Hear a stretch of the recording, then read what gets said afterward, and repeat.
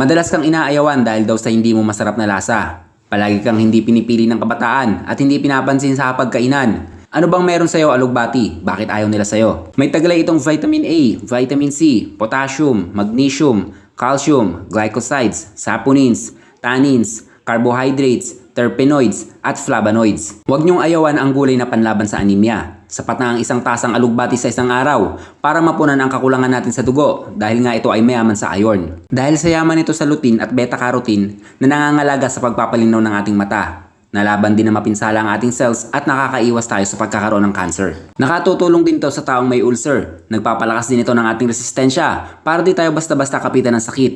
Nagpapaganda ng ating metabolismo, nagbabalanse din ng ating blood pressure, nagagawa din itong lumaban sa insomnia. Ang malapot na sariwang katas naman ng alugbati ay pwedeng ipamahid sa mukha para maging makinis ito at nakagagamot din ng iba't ibang uri ng sakit sa balat tulad ng an-an,